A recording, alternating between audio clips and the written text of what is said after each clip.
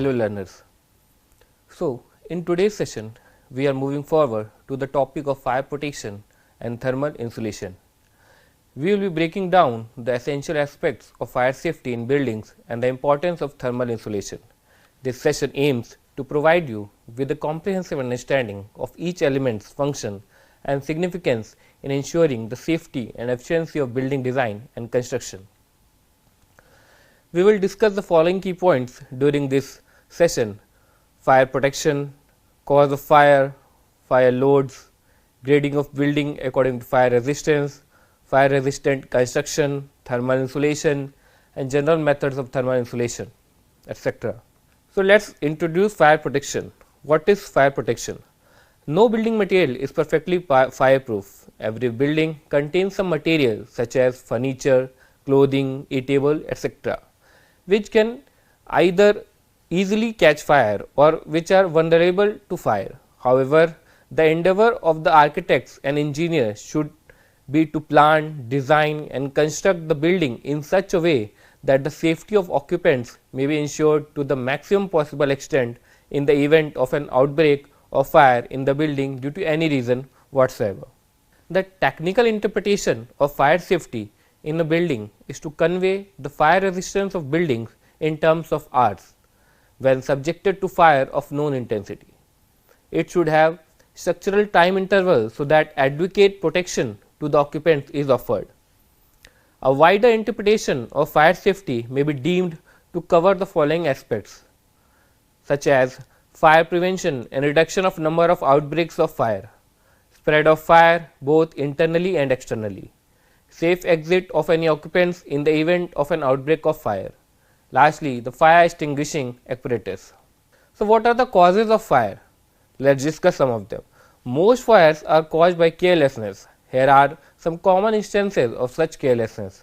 Carelessness discarding of lighted ends of cigarette, cigars, matches and tobacco, smoking in unauthorized places, indifferent maintenance of machinery including overloading and improper lubrication of bearings, general indifference of cleanliness, incorrect storage of material, faulty workmanship and inattention to electrical installations, particularly evident during the monsoon, and lastly use of unapproved equipment and layout.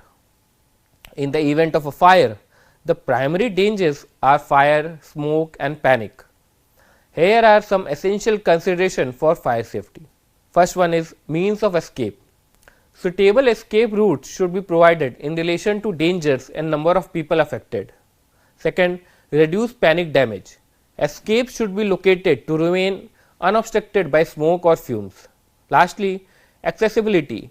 Means of escape should be easily accessible, unobstructed and clearly defined. Now, fire safety in building involves protecting against mainly three types of hazard. We will discuss one by one. First one is personal hazard. Personal hazard refers to the risk of injury or death to the occupants during a fire. It is especially important to provide safe and accessible exit in all buildings, particularly those with multiple floors. Second one is internal hazard. This focuses on the potential damage or destruction of the building itself due to the fire. The internal hazard is directly linked to the amount of combustible materials present, that is fire load. Building with high fire loads are more susceptible to extensive damage and collapse, posing a greater risk to the occupants, that is personal hazard. Next one is exposure hazard. This concerns the risk of fire spreading from nearby sources such as neighboring buildings, stored flammable materials or even different sections within the same building. A small building with highly flammable material poses a high exposure hazard, while a large warehouse with significant combustible materials might also have a high exposure hazard due to the potential of extensive damage. So, fire safety planning considers both the risk of fire starting and the potential consequence for occupants and the building itself. The amount of combustible material in a building influences both the internal hazard and the potential personal hazard to occupants. building with high occupant load like theatres may have low internal hazard, less combustible material, but higher personal hazard due to large number of people at risk. Moving on, we will be dealing with fire load. What is fire load? It is the amount of heat in kilocalories which is liberated per square meter of floor area of any compartment by the combustion of the contents of the building and any combustible part of the building itself. This amount of heat is used as the basis of grading of occupancies. The fire load is determined by multiplying the weight of all the combustible materials by their calorific value and dividing the floor area under consideration. For example, if a section of a building having an area of 80 square meter has 1200 kg of combustible material having a calorific value of 4000 kilocalorie per kilogram, then what will be the fire load? Then fire load will be equal to the combustible material, that is 1200 kilogram, multiplied by the calorific value, that is 4000 kilocalorie per kg, divided by the area, that is 80, which will give you the value of 60,000 kilocalorie per meter square. So, the fire load for this type of building is equal to 60,000 kilocalorie per meter square. Indian standard, that is IS 1641 1988, grades the fire loads into the following basically three classes. First one is low fire load, second one is moderate fire load, and third one is higher fire load. Low fire load, not exceeding 2,75,000 kilocalorie per meter square and applying generally to the domestic building, hotel, offices and similar buildings. And what are moderate fire load? Exceeding 2,75,000 kilocalorie per meter square, but not exceeding 5,50,000 kilocalorie per meter square, applying generally to the trading establishment and factories. And what is high fire load? Where the value exceeds 5,50,000 but does not exceed 11 lakh kilocalorie per meter square, applying to the fire load grading to godowns and similar structure. The fire load of any building is classed as of normal or of abnormal fire risk depending on the susceptibility of the occupancy of the building to fire. The occupancy of the building may consist of material in store or manufacturing process. Now, occupancies are categorized based on their fire load into three classes, which are low fire load occupancies, moderate fire load occupancies, high fire load occupancies. We will be dealing these one by one. So, low fire load occupancies, these include domestic buildings, hostels, boarding houses, restaurants, schools, hospitals, temples and commercial offices, etc. It also included factories and workshop where materials and processes are recognized as non-hazardous, example engineering workshops. The fire load in these occupancies does not exceed an average of 2,75,000 kilocalorie per meter square of net floor area in any compartment in limited isolated areas. Second one is moderate fire load occupancies. This category includes retail shops, emporiums, bazaars and factories and workshops of various types. The fire load here exceed an average of 2,75,000 kilocalorie per meter square in any compartment, but does not exceed an average of 5,50,000 kilocalorie per meter square. On limited isolated areas, the fire load does not exceed an average of 11 lakh kilocalorie per meter square. Last one is high fire load occupancies, which includes godowns and similar building used for bulk storage of non-hazardous materials and goods. In these occupancies, the fire load exceeds an average of 5,50,000 kilocalorie per meter square of net floor area in any compartment, but does not exceed an average of 11 lakh kilocalorie per meter square. In limited isolated areas, the fire load does not exceed an average of 22 lakh kilocalorie per meter square. Now, moving on to the grading of structural element. Structural elements of buildings are graded for fire resistance by the time for which they resist a standard fire of given time temperature grading. The time temperature grading is based on observation in actual fires. The relationship between the actual fire is expressed as fire load and the standard fire is established by burning down weights of combustible material corresponding to different classes of fire loads, so as to match the time temperature grading of the standard fire. From the result, it follows that different grades of fire resistant structural elements will resist the corresponding fire load shown against them in the subsequent table shown, IS 1641-1988. Thus, a structural element classified as of grade 4 will successfully withstand the standard fire severity and comply with other conditions for an hour. If that structural element is incorporated in a building of which the fire load gives rise to a fire equivalent in severity to 1 hour severity in the test, then the structural element should resist the building fire without failure. Grading of buildings according to the fire resistance. Structural precautions aid in giving a building the necessary resistance to complete burn and restrict any spread of fire and also minimize the personal hazard. In grading building according to the fire resistance and structural precautions provided, it has been assumed that no assistance will be forthcoming from municipal fire brigade and that no firefighting apparatus has been provided or attached to building. National Building Code of India SP 7 2005 divides building into following 4 types. According to the fire load, the building is designed to resist these 4 types, which are: first, type 1 construction. All structural components have 4 hours fire resistance. For type 2 construction, all structural components have 3 hours fire resistance. For type 3 construction, all structural components have 2 hours of fire resistance. For type 4 construction, all structural components have 1 hour fire resistance. Experience shows that with firefighting equipment installed in the premises, the duration of fire in buildings having a fire load between 5 lakh to 11 lakh kilocalorie per meter square is usually less than 3 hours.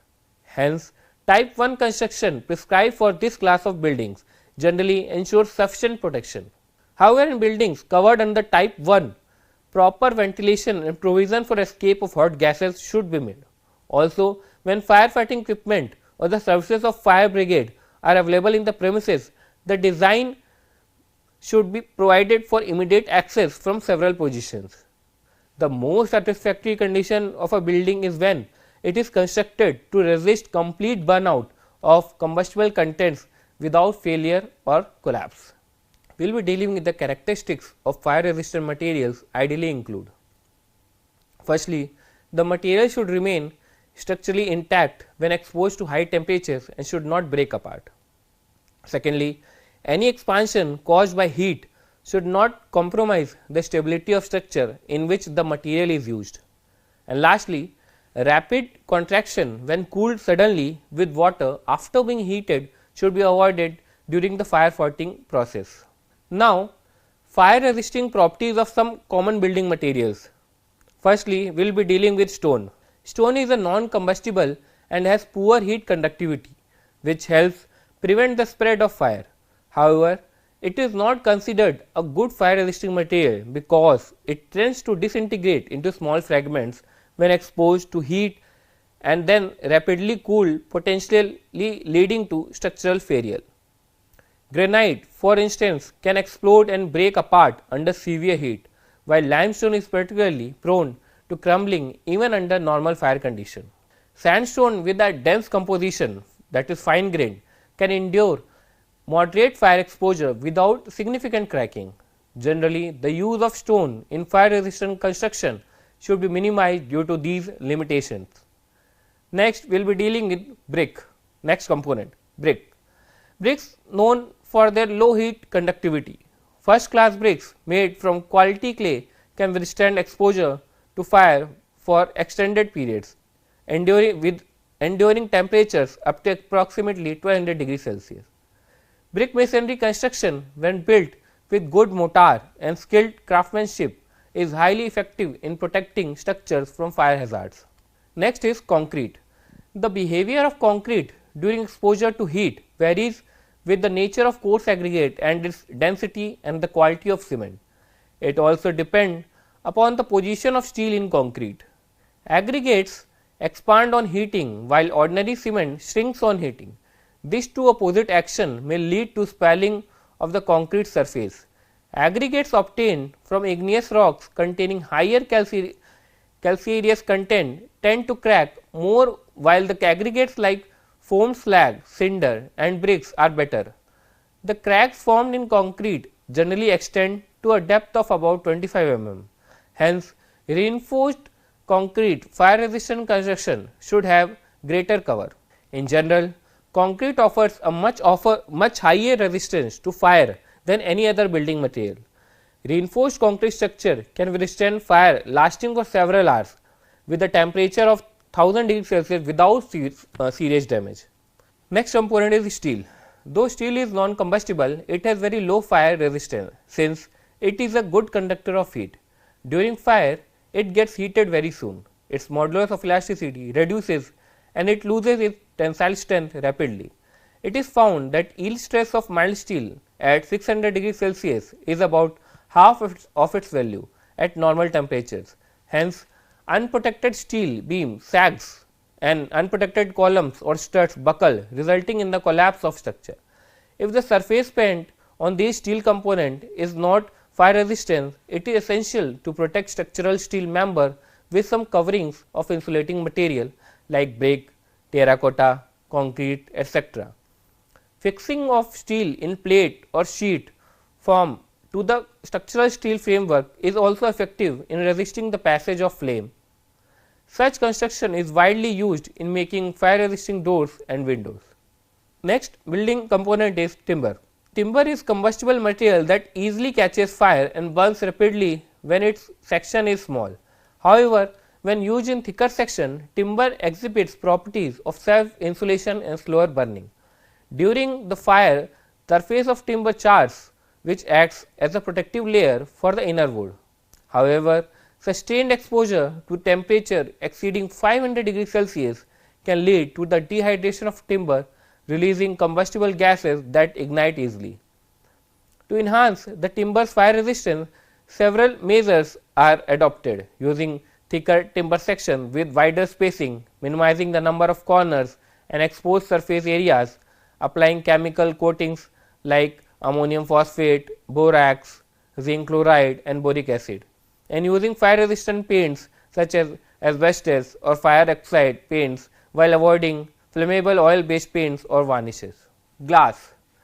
Glass is characterized by its poor heat conductivity and minimum thermal expansion. However, when subjected to heating followed by rapid cooling, it tends to develop cracks. To mitigate this issue, glass can be reinforced with steel wire netting, enhancing its fire resistance and ability to withstand temperature variation without significant cracking.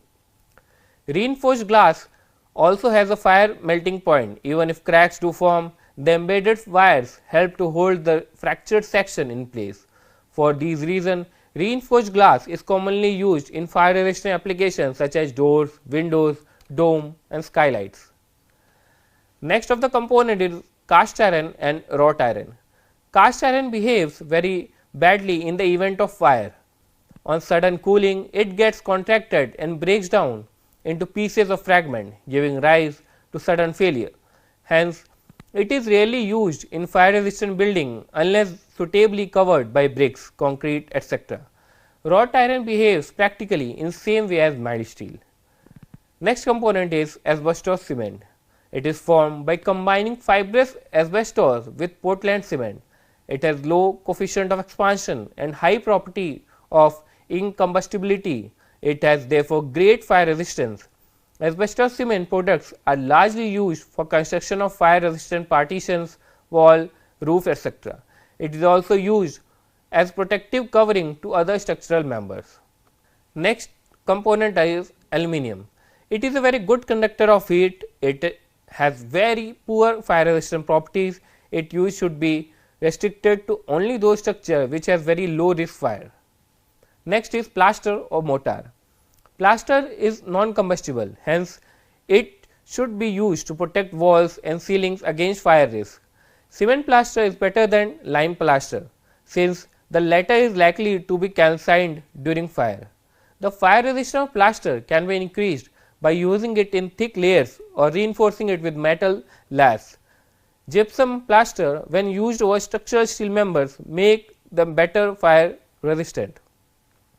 Now, we will see some general fire safety requirement for buildings. IS 1641-1988 outlines general requirement to minimize fire hazards in building. Firstly, all buildings, especially multi-story ones, must have well designed fireproof exits. Next, exits should be easily accessible and capable of accommodating all occupants. Next one is escape route must be well ventilated to prevent smoke and fume inhalation. Next one is fireproof doors must meet stagnant safety standards. Next, maintain fire resisting doors for quick evacuating and rescue operations. Moving on further, avoiding relying solely on electrical or mechanical lifts during fires.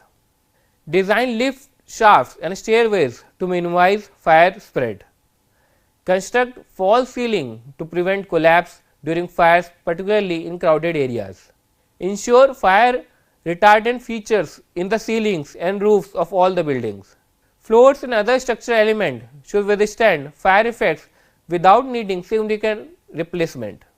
Design roofs to withstand fire for specified durations using concrete or equivalent materials. Basements used for storage must have adequate heat and smoke extraction measures. Provide unobstructed smoke extraction systems and fire resistant separations in building. These measures aim to enhance fire safety and reduce risk to occupants and structures. So, we will discuss about fire resistant constructions. In fire resistant construction, the design should be such that the components can withstand fire as an integral number of structure for the design period. We shall consider the construction of the following component, which includes walls and columns, floors and roofs, wall opening, escape elements, strong room construction, etc. Firstly, we will discuss about walls and columns. The following points should be observed for making walls and columns fire resistant. Firstly, masonry wall and column should be made of thicker sections so that these can resist fire for a longer time and can also act as a barrier against spread of fire to the adjoining areas. Secondly, in case of solid load bearing walls, bricks should be preferred to stones. Thirdly, if walls are to be made of stones, granite and limestone should be avoided. Next, in case of building with frame structure, RC should be preferred to steel. Next, if steel is used for the frame structure, the steel structure component should be properly enclosed or embedded in concrete, terracotta, brick, gypsum, plaster, etc. or any other suitable material. Next, if the framework is of RCC, thicker cover should be used so that members can resist fire for a longer time.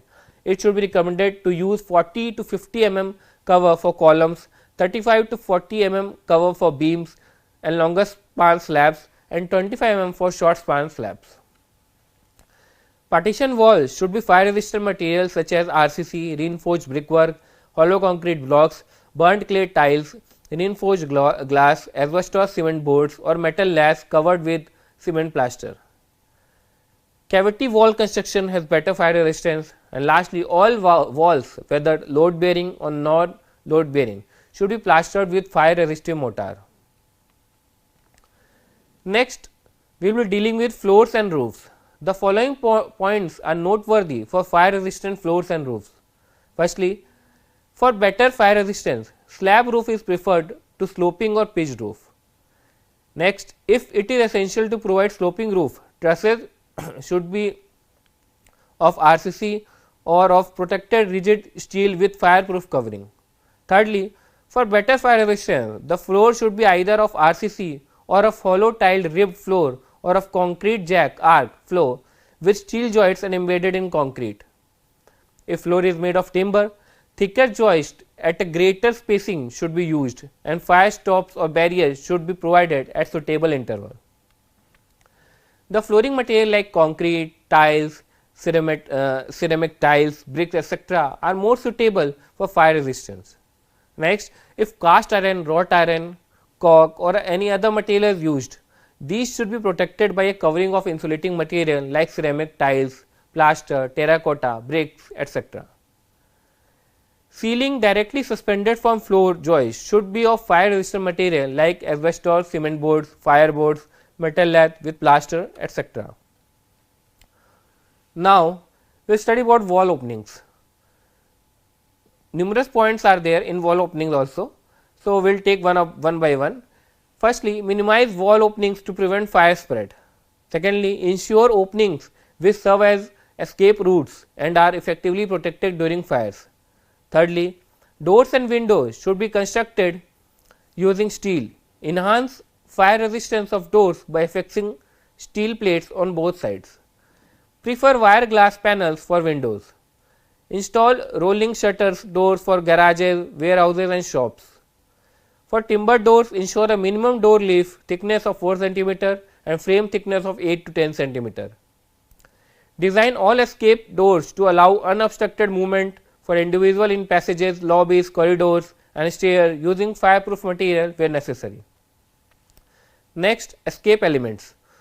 Firstly, in escape elements, all escape elements such as staircase, corridors, lobbies, entrances, etc. should be constructed of fire resistant materials. These escape elements should be well separated from the rest of the building. Doors of these escapes should be fireproof. Staircase should be located next to the outer wall and should be accessible from any floor in the direction of flow towards the exit from the building. Fireproof doors to the emergency staircases should be fixed in such a way as to make them close from inside only. The lift shaft connecting various floors should be surrounded with the enclosure walls of fire resisting material. Any emergency ladder should be provided in the fire resisting building. This ladder should be of at least 90 cm wide, constructed of fire resistant material. All escape routes over roof should be protected with railings or parapets not less than 1 meter in height. Now, we will be dealing the next part of this session, that is thermal insulation. When there is a difference in temperature between the inside of building and the outside temperature, heat transfer take place from area of high temperature to those of low temperature. In colder regions where the buildings are internally heated while the outside atmosphere is very cool, it is necessary to check this heat loss from the buildings. Similarly, in very hot regions where the buildings are internally cooled and the outside atmosphere is unbearably warm, it is essential to check the entry of heat from outside into the building. The term thermal insulation is used to indicate the construction or provisions by which the transmission of heat from or into the room is retarded. The aim of thermal insulation is to minimize the transfer of heat between the outside and inside of the building. By understanding and applying this principle, we can design buildings that are not only safer in the event of fire, but also more energy efficient, providing a comfortable environment for occupants regardless of external weather conditions. Now, we will moving forward with the advantages of thermal insulation. The following are the advantages which will be derived by thermal insulation. Firstly, the comfort. The thermal insulation keeps the room cool in summer and hot in winter. This results in comfortable living. Second one is fuel saving. Since heat transfer is minimized due to the thermal insulation, less fuel is required to maintain the desired temperature in the room. Thirdly, prevention of condensation. Use of thermal insulating material inside a room results in prevention of condensation on interior walls and ceiling, etc. Next, use of thermal insulating material prevents the freezing of water taps in extreme winter and heat loss in case of hot water system. So, here are some basic definitions of heat transfer. Heat transfer can take place by the following ways: firstly, conduction, secondly, convection, and thirdly, radiation. So, what is conduction? Conduction is the direct transmission of heat through a material.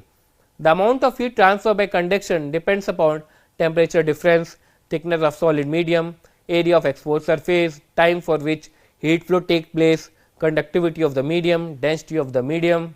Next is convection. Heat is transmitted by convection into fluids and gases. As a result of circulation, air movement causes the heat insulator, it is preferable to ensure that excessive air changes is avoided. Next is radiation.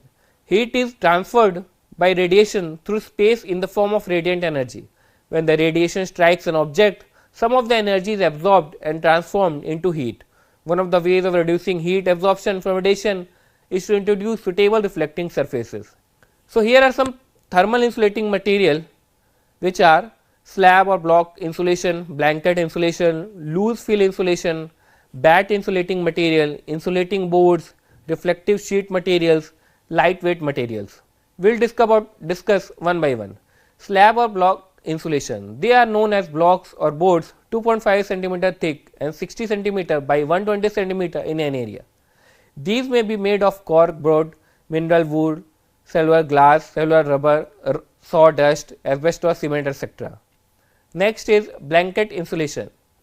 These are flexible fibrous rolls made from mineral wool, processed wood fibers, cotton, animal hair, etc. available in thickness of 12 to 80 mm.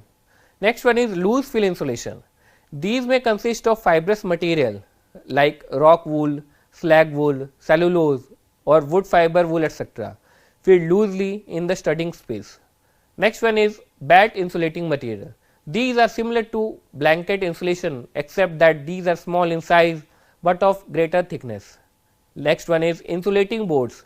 These are used for interior linings of walls and also for partition wall. Structural insulating board is manufactured by first making a pulp of wood, cane or other materials and then pressing them in form of boards by adding suitable adhesives. They are available in different sizes and thickness. Next is reflective sheet material.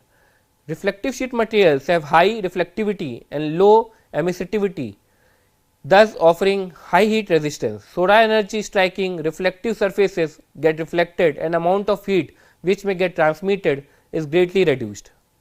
Lightweight aggregate. Heat resistance of concrete can be greatly increased by using lightweight aggregates like blast furnace slag, burnt clay aggregate, etc. So, what are the choices for insulating material? How you can choose the insulating material? So, there are some numerous points which we can go upon. First is cost of material, second is area to be surveyed, next is standard of insulation required, next is cost of heating or cooling, next it should have insulating material should have following properties. So, what are these properties?